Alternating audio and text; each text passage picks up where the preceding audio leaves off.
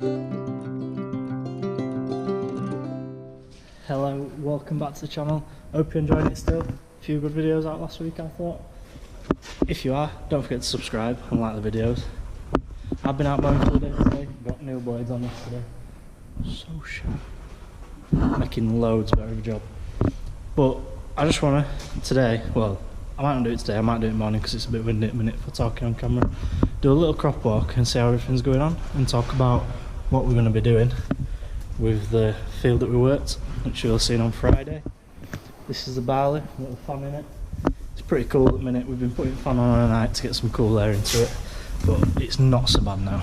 So I just wish there were more of it. But there's spring barley to cut, so there's hope yet.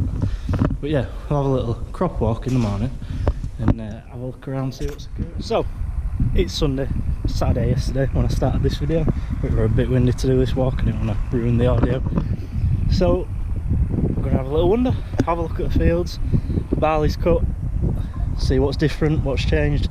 Everything's getting very close. I'm filthy, I don't know if you can tell. I've been out on the topper today on the John Deere. I've just re-topped where we topped in the beans, just redone it all because it grown back up massive. And we're back in seed, so I've redone all that today, covered in muck and dust. I'm going to have a wander over to the beans, the barley field, spring barley, have a look at that, and then the wheat, which is very close, sort of as soon as the combine's ready, close. The grass is long and it needs cutting, but there's a bit of rain up forecast tomorrow, so depending if it comes or not, maybe tomorrow night or Tuesday, we've got a meeting in the morning, so maybe tomorrow night or Tuesday get that cut, and then might bail next week by the weekend or one night. So that's a job for the week, and get that videoed. This grass, to be honest, I don't think we're going to get another cut off it. Might have to graze the horses on it though, because if you look, their fields are well down now, so maybe have to fence a bit of this, put the horses on it. Definitely we'll have to look next year because we've 3 more stables going in, as you will have seen. So yeah, that's to do. Some oats in it, so got that hay will be worth a fortune because nutritional value of them, wild or not, oats are oats. I'm here on the barley stubble that we dissed and we rolled. It's a nice little seed bed. We've had a change of plan. We weren't going to grow rape again because it's a bit risky, stuff like that. But we are now, because we had some seed left. My grandpa wanted to. He thinks we need it for the rotation. Do we? So we've got some seed left, going to get some more seed. Rape's going in here. I think that means we need to put nitrogen on it first, and then we need to subsoil it, drill it straight behind the subsoiler, and I think we need to wait till there's a good bit of rain forecast, and if they do forecast it, we need to get this in like the day before. Then the rape seeds straight away, get the nitrogen and get the moisture they need to grow. See Dad there with the edge cutter? He's just knocking all the grass verges back around the field and he's doing the ditch down at the bottom. Why do you need to trim a ditch? Well, so the water can get through it. If it were a pipe or anything like that in your house, it'd back up and block up. So yeah, you've got to clear the ditches, let the water get away. Once he's trimmed it, I am actually going to get the digger with a ditching bucket and clear that out too to get a bit deeper because it's all silted up. So that's another job. But yeah, barley stubble, it is pretty much a seed bed. Look at that, lovely. Just subsoil through, low disturbance legs on it, combi drilling, bosh, done, bit of fertiliser. Should be good. Spring barley, so much spring barley, everyone's got so much spring barley. It's turning now, look, the seeds, you can see, if I get the camera on it, they're not very big, quite small.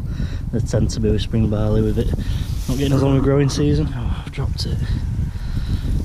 Get one, I don't want to get a load because it's all yield. That is a hard seed, so that is getting close. Needs spraying off, there's a bit of grass in it. There's still some green heads in it, it's not very tall, there's not much straw. Just to my little legs, my knees. And then the beans, I'm making my way over to the beans. The beans, you see how these beans are black here? Didn't have enough chemicals to do the whole field, so that is what chocolate spot does to them. And that also shows, that's had chemical, that hasn't. That shows the chemical has worked. You don't mind paying for it when you see stuff like this. But yeah, you see all the leaves got chocolate spot, a fungal disease, curled up and died. which means pods haven't filled. If I break one up, the pod's dead too, the whole plant's dead. The beans never got as big as they should have done. They're still combine, still beans, beans are bean, just not as big, which means lower yield. I mean, they're never going to be a great yield, but shows chemical has worked and the whole fields do need it. So yeah, that's the beans, they'll be the furthest off. Spring bar's getting closer, you see there's just a few green ones here and there, a few tram lines and stuff. Give it a week or two, maybe get spraying some of it off, and then we'll go have a look at the wheat. I think this is why we're spraying the spring barley off, to get rid of the green ones, but that is ryegrass. Bit of black grass at the top of the field too. Spray it off, kills all that. Hopefully it'll not be in seed by the time the Roundup does its job and kills it all. And the beans are to spray off as well, you spray them off before you harvest them. So yeah, we're gonna be quite busy because, you know, we do the school fields and everything as well. They'll be coming back to school like before you know it, which means all the rugby and football posters to put in, all the pictures to mark out, all the school hedges are to do while the kids are out, which is this week's job. That's why I might not get around to cutting that hay, but I'm hoping we do. And then it's all to cut and tidy up inside the schools with the handheld edge cutters and everything like that. So we have got a busy 2 or 3 weeks getting raping, rest of combining done, all schools sorted and back in pristine condition for them to get back from the small days.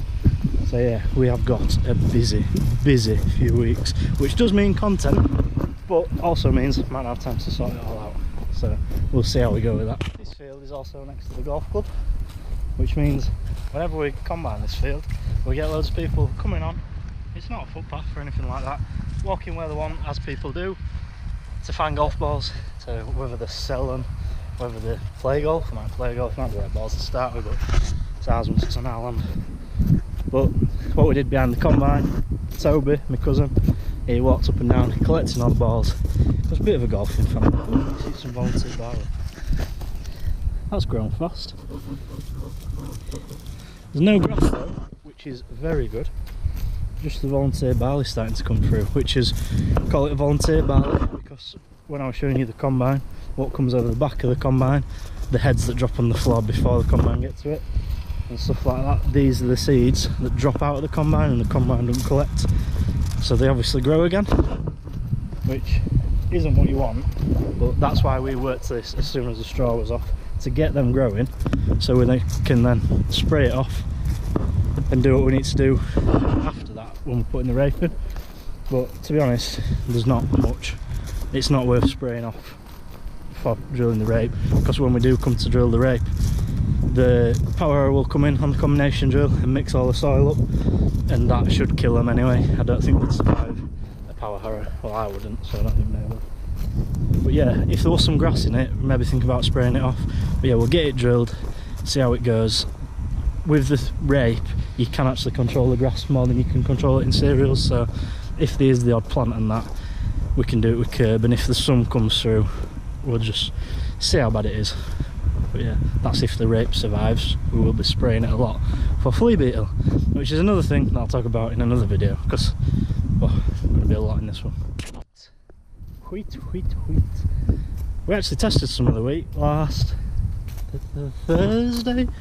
Wednesday, and it were 18%, so that's not dry enough. That's the 18% moisture content, not dry enough. It needs to be down like 14, around there. And I think that's because it's just not quite fit yet. It's dry, which makes you think it's fit because it's hard, but there's still a lot of green in it. Like this exaggerates it because it's a thin crop and it always stays greener for longer. But you see along there, there's a bit of green in it. These are still a bit green, look. So this and the spring barley probably be ready at a similar time. If weather stays like this, it'll burn off really quick, really dry and hot like it is. But a bit of rain forecast, like I said, tomorrow possibly, but we'll see if we get it or not. So yeah, wheat is getting there. This field isn't the best field. The best field's over there. Should have probably started filming over there so you think that we're really good farmers and we don't have bad crops. I think that's what most people do, just show you good crops on social media. But now, I'll show the bad ones too. There's plenty of them this year. So yeah, pretty thin here. bit green still, no point cutting it because you put them green ones in your shed, and because they're not like fully ripened yet, it gets hot and the heat brings the moisture up, it like sweats, and it all ends up going off in your shed, which is what you don't want. So maybe a week or two off this wheat, but the other wheat, we'll see that. How thick this wheat is. What a crop, amazing. No, I'm just kidding, it's the same field as before. Some bits of it do look good, and it's fit. Take some, you can't really get the seeds out because it's, oh, you can better now than last week. So, the little wheaty seeds, you see it in there? Oh, I dropped it. Ah, ruining videos. Anyway, that's the wheat seed with the chaff around it that the combine separates out. So this end of the field, where it's thick, it looks nice and all the same colour, nice and uniform. It's them thin patches that, like I say, you put them in the shed with the good stuff and they bring the good stuff down to their level, and that's what you don't want. But the other two fields, you could probably cut them today because it's the same across it, but Tom and Rich combine in there cutting their own wheat. Not sure where they are today, but they're on with that. So yeah, this field does look good in places, which is why we left these bits in, and the rest of it is patched up with spring barley over there, a different colour. So not looking bad, could be worse, put it that way. Here we are in pylon field. See, this is what I topped. It's all back, seeds are back, but they're still all soft. Soft seeds, they're not going to grow yet. So like I say, it's not far of combining this. There's no point topping this because combine will be in here next anyway. So we'll get it topped then, and then dissed, topped to get it combined then, and then get it dissed in, kill it all. Hopefully it'll all start growing again, spray it all off, try and kill it again, then drill it again, and then the grass will probably come again, and try and top it again and spray it off again. We really need a chemical that kills it in cereals, but we're doing everything we can. That's the best way of doing it. Fingers crossed it won't come again, but we will see. Yeah, this is a big area I did. Look at the wheat, that is really close, well, ready basically. They're all nice and hard in there. You see one there? They're only small though, that's the trouble. But yeah, this wheat's ready. Just waiting on the combine now. And the other to be ready at the same time, to be honest, because if he's coming with a combine, I might as well come and cut it all rather than messing about coming back for like 10 acres that's in there. Maybe not even that. So yeah, we're waiting on that to be fit really, which means this grass grows. Hopefully it doesn't get to seed by the time it is ready. But yeah, that's something else. Some wheat's actually growing. You know, what I topped, it's actually growing back. Which is quite impressive, it didn't normally do that. But yeah, pylon field, nearly ready.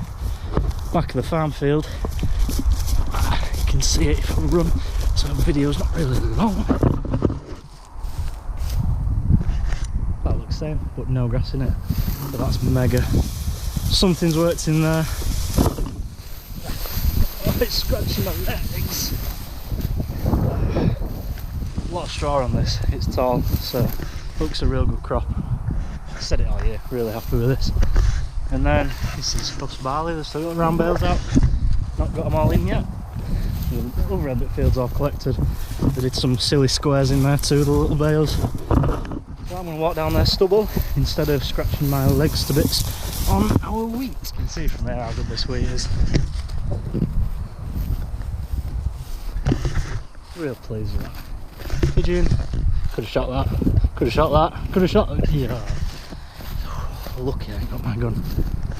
But yeah, that's looking good. Really happy with that. Bit of a sense of pride when your crops do well, isn't there? So yeah, I'm gonna walk back to the farm now. I forgot to put my watch on. I've got a watch time right now. Some pigeons there as well, look. So many pigeons. I think me and Lee are going shooting one night this week. We can get rid of a few of them there before they start dropping on a rape when we've drilled that, if it comes. That's the next challenge for it after it beats the flea beetle and everything. So yeah, I'm going to walk back to the farm. Pretty much done for the day. It's about, I don't know, yeah, it's 5 o'clock, Sunday. I think I'll go home, get some tea, have a nice pint of Hawkston that I've got in the fridge. Put my Hawkston sticker on the tractor today, which you will see in a video. I think the subsoiling video. We'll see what comes out, what order. So yeah, thanks again for watching. Like I say, if you're enjoying the videos, please give them a like, subscribe to the channel. All helps, we're growing it and growing it. Need more subscribers. So yeah, thank you, and we will see you sometime this week in the next one, because we are getting busy. Also, I would have really missed that pigeon.